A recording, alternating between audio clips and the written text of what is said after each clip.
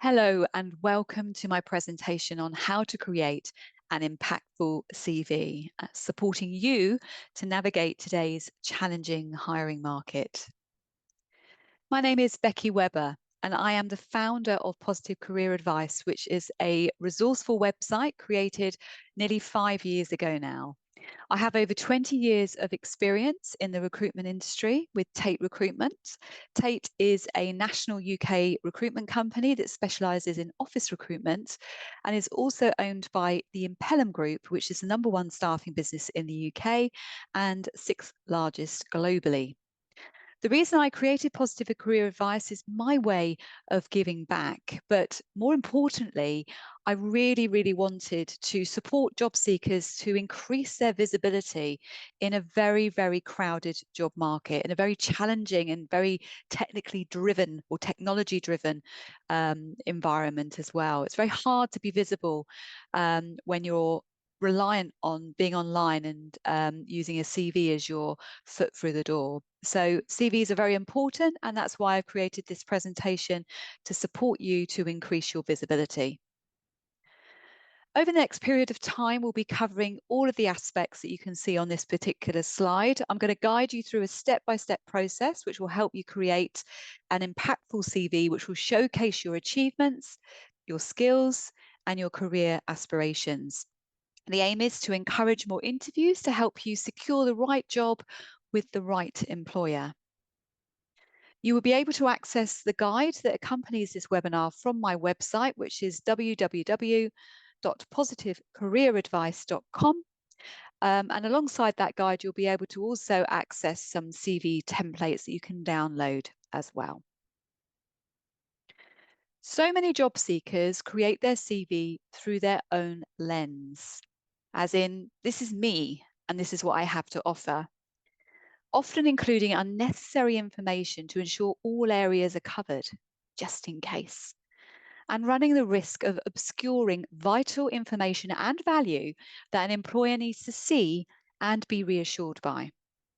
Instead, you need to create a targeted CV through the lens of the employer, showcasing your value and attributes, mirroring their language and showcasing your value and the problems you can help them to solve. If you think of a successful marketing campaign, marketers research their target audience and create their material to appeal directly to them. And that's how marketing campaigns are successful. And the same concept needs to be applied when creating your CV. The sole purpose of your CV is to whet the appetite of a prospective employer enough to want to meet you, to arrange that all-important interview. Your CV is one of the most critical marketing documents you will ever write. Research shows that most employers and recruiters take just 6 to 10 seconds to skim read or review your CV initially. And whether that's true or not, I can confirm it's not long. So it's essential that the content, the structure, and the layout of your CV quickly grabs the attention of the hiring manager. A CV needs to represent who you are, what you stand for, and what you want professionally. And this calls for you to look introspectively and ask yourself some questions. And this can feel like a daunting prospect, but it's a vitally important exercise to complete. There are 3 vital steps to focus on to ensure that you have a targeted approach to your job search. The first one is discovering, recognizing, understanding, and appreciating your key contributions, the value that you bring, and learnings, and how they will fit into your next role. The second one is to gain a good understanding of your target position and target company and how good a fit you are currently. Also, not forgetting the company's evolving aspirations and the employer's expectations from the role. And the third and final area is your ability to successfully position yourself for the targeted role based on the first 2 aspects objectively. Changing jobs or moving up the career ladder involves a lot of deep introspection, which many do not dedicate enough time to. And if you do, it will help you exponentially present yourself in the best way to your target employer. So we're just going to focus on the first of those three areas, just in this little section we're going to cover here. So step one is self-reflection. And on this slide, there are 6 simple questions to get you started. You will find that each of the 3 exercises which I'm about to show you will be briefly covered in the supportive guide, which you can download from my website. When you answer these questions, maximize the value you will gain from it by asking your friends, family, ex-colleagues, and managers' opinions too. Think about your last appraisal with your manager and your areas of expertise and development areas.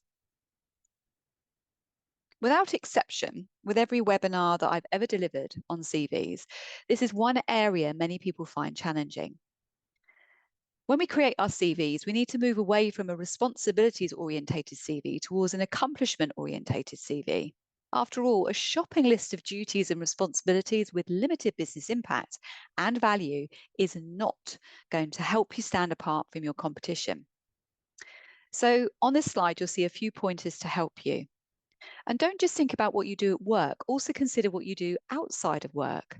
So often job seekers miss transferable skills and strengths which are developed from education, hobbies and interests. We naturally gravitate to tasks which we find more comfortable, and these tend to be our natural strengths.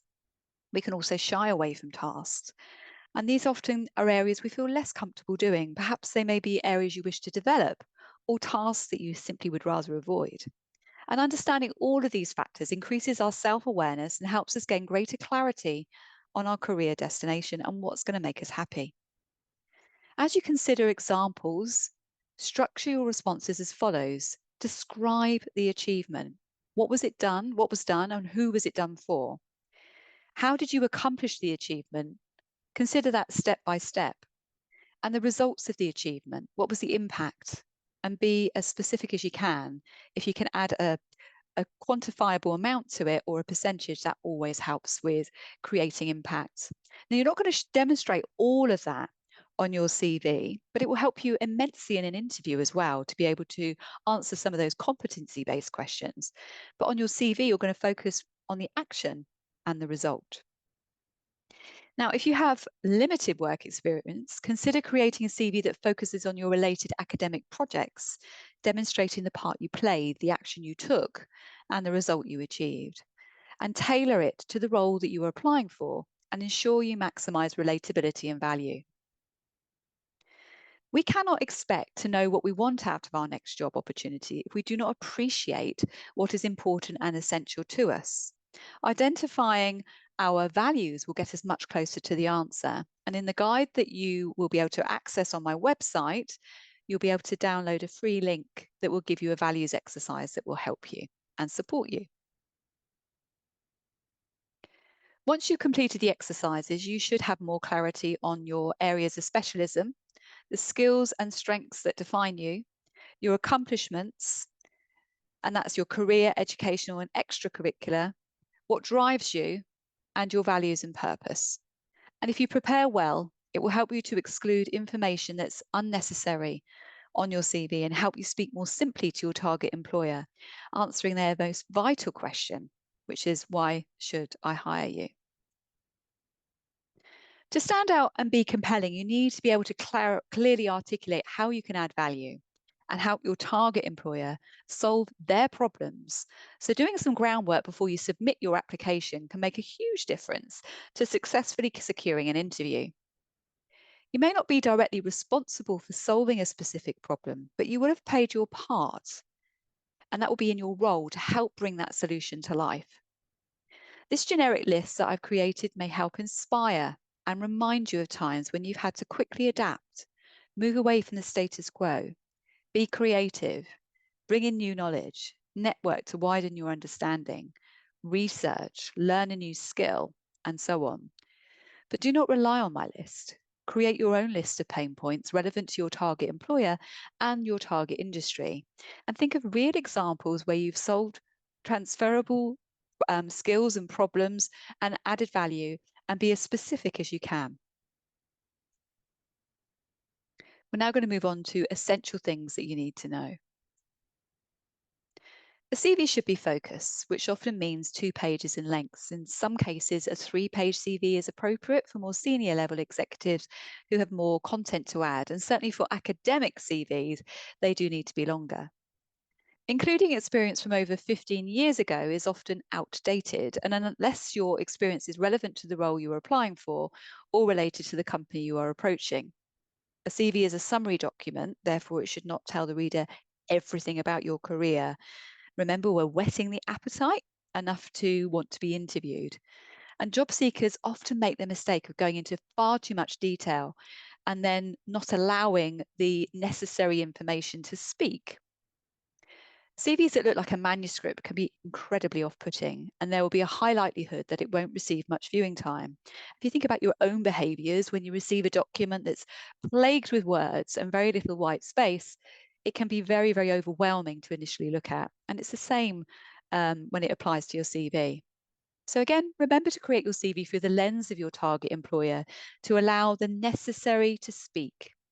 And don't forget, the average time a reader will take to view your CV is just a few seconds.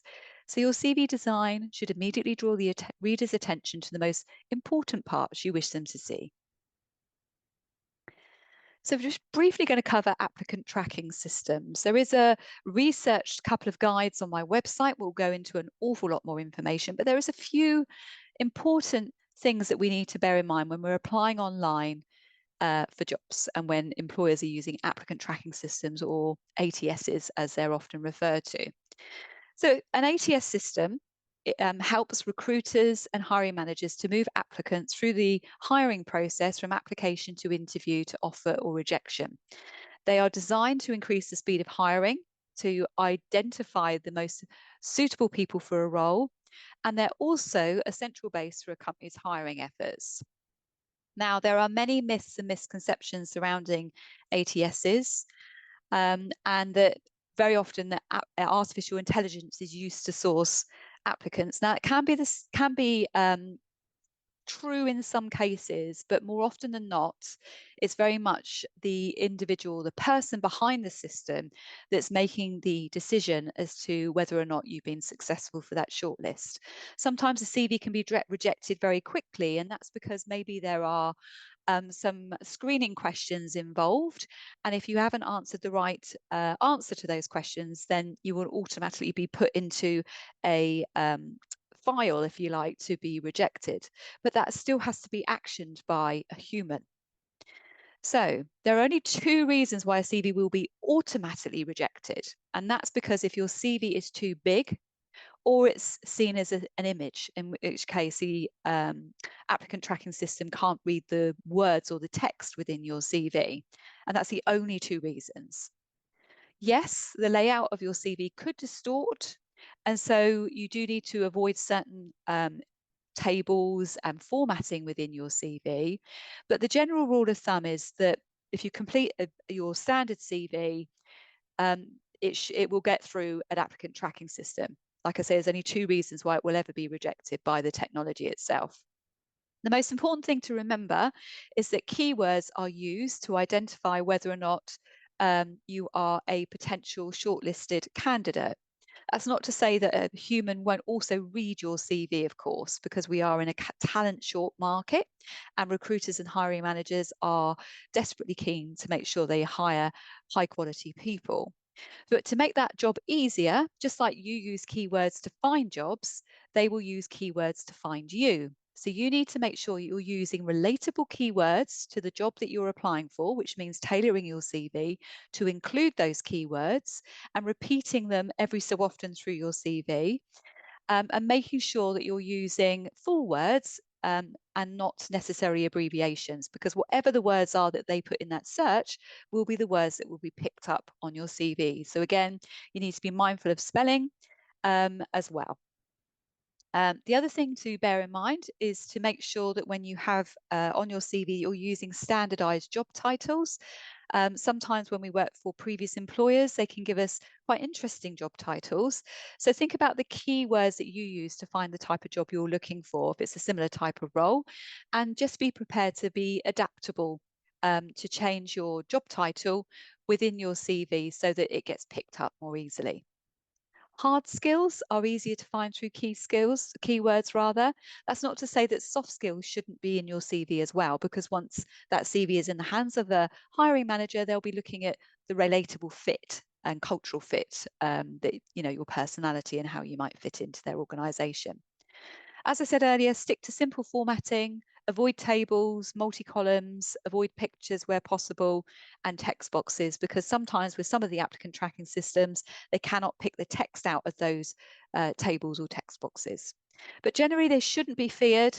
Most CVs will get through no problems whatsoever. Like I say, there's only two reasons why technology will automatically reject your CV: if it's too big or if your CV is seen as an image.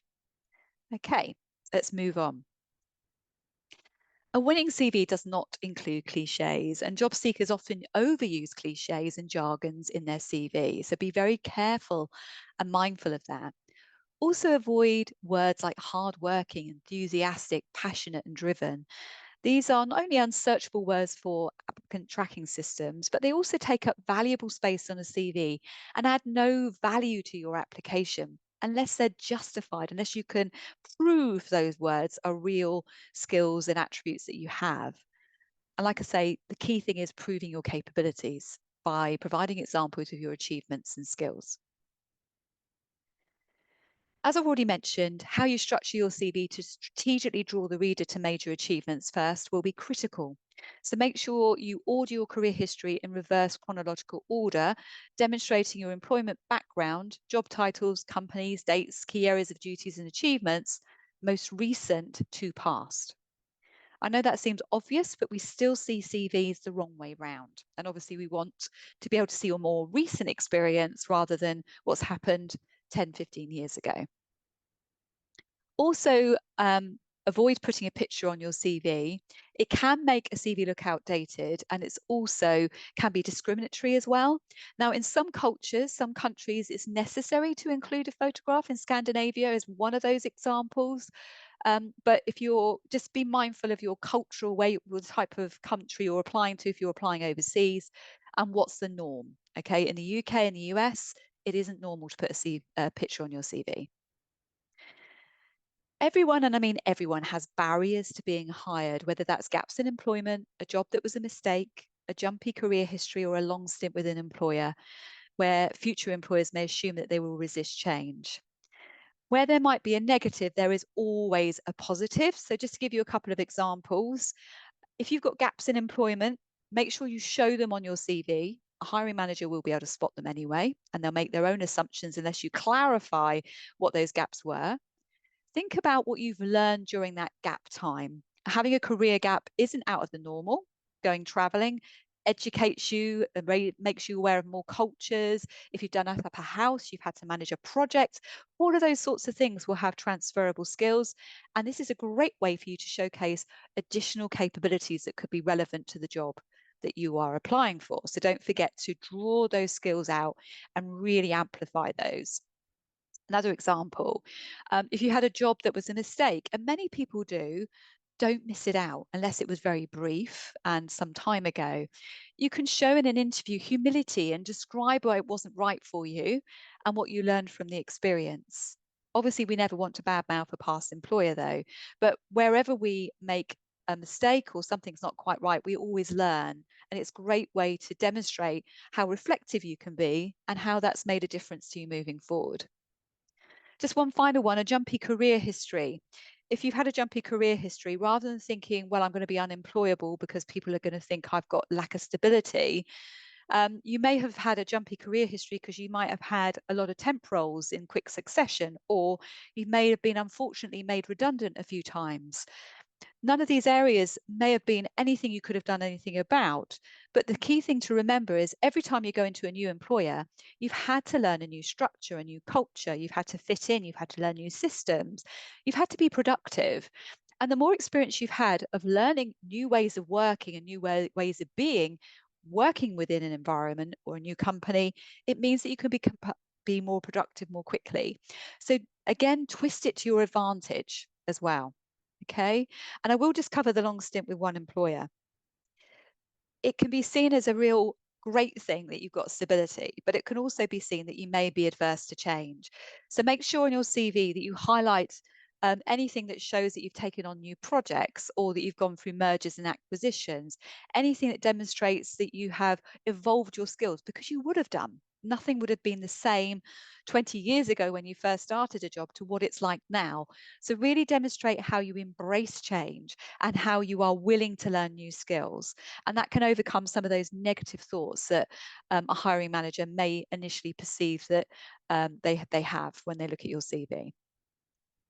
So moving on to CV structure, the first half of the first page is really, really important.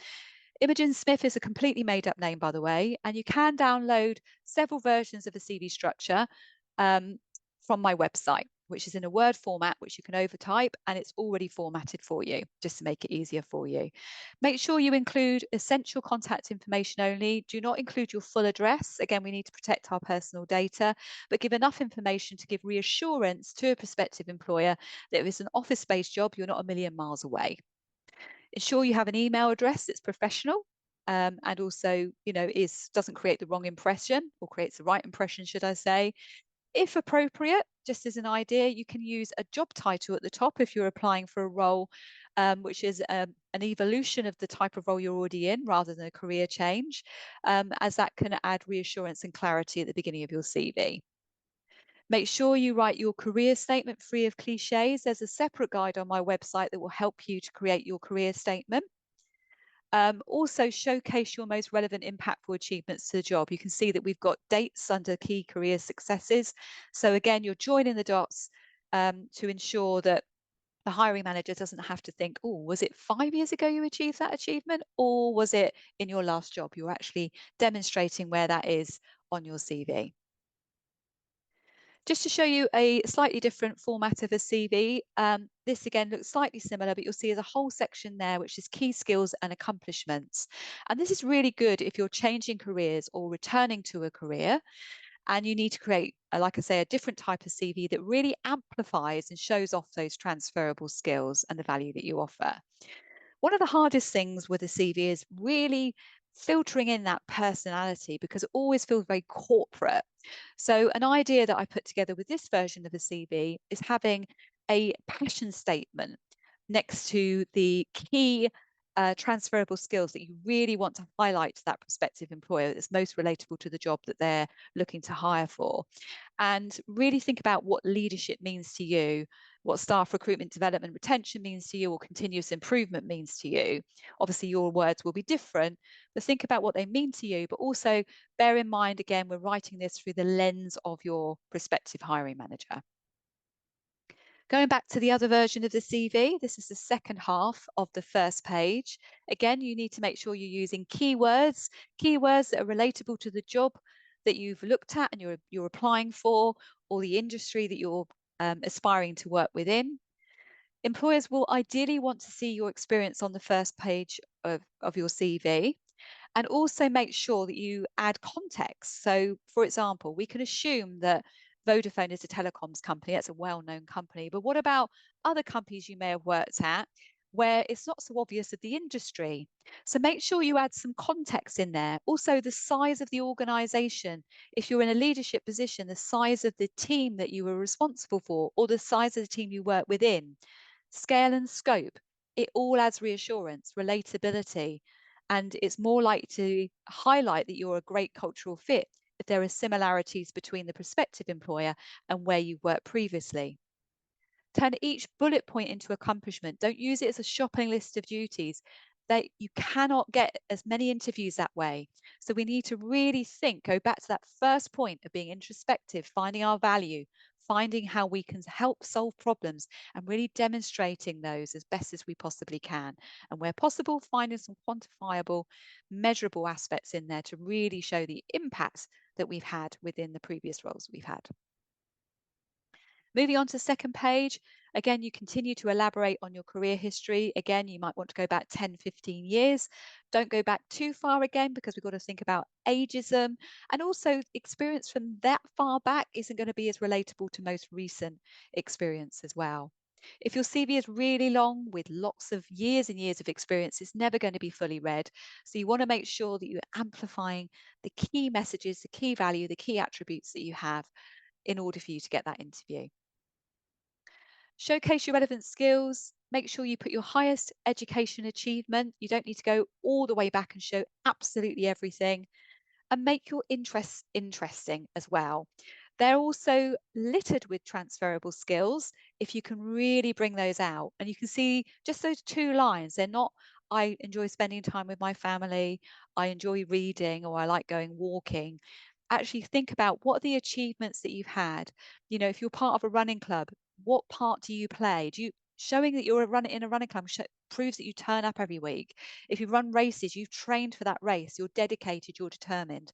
Those words don't need to be listed as cliches.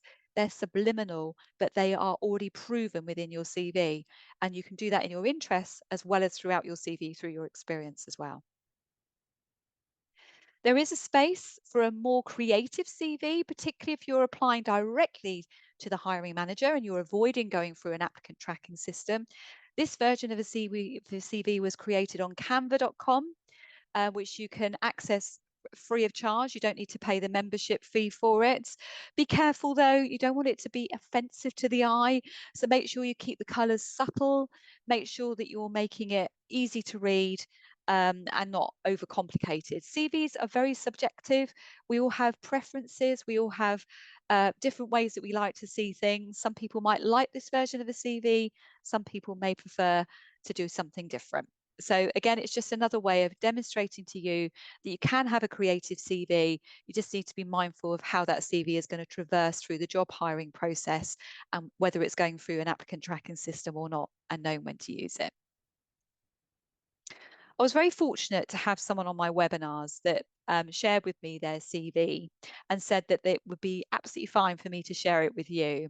And they took from what I said on my previous webinars the information about amplifying skills and almost sharing a career story in their CV to a slightly different level. And I thought I'd just share with you how another version of how you could put your CV together. This was a more senior job seeker and he was very successful. He found a new job very quickly in the COVID period, but he turned his CV into the context being, which is a paragraph under the job title, this is the problem I was hired to solve. And then the bullet points were how he did it, you know, his achievements and accomplishments. And again, it's just a different version of a CV. There are so many different ways you can create your CV. It's just to give you some ideas. You can pick and choose what you believe is right for you. Employers want to know you're a good fit, not just with your skills and experience, but also personality. So you do need to treat your CV as a working document and view it as a template that you will need to tweak for each company and role that you apply for. In addition to adjusting your keywords, you also need to address any key points the company's looking for and shift the order of importance of achievements and skills within your CV. It should also represent your experience in such a way that it supports your career goals as well. So make sure that you're very clear about the direction you're heading, because that can really reassure a prospective employer that what they have to offer is obviously going to suit you too. Creating a CV with a wow factor does take time and thought. I appreciate it's not an easy job. I've done it myself and I found it incredibly hard, even being a recruiter creating my CV. When you have to look introspectively, it's not as easy as it sounds. And I do appreciate how tricky this is. And the temptation could be that you just want to get things down on a piece of paper, especially when financial pressures at play. But the most important thing is that if you can get that investment of time and thought in getting that CV right at the very beginning of your job search, it will pay dividends further down the line because it will increase your confidence. It will create the right mindset. It will give you pride in what you've achieved, and it will absolutely help you secure more interviews and opportunities. Thank you for listening, and I hope you found that helpful.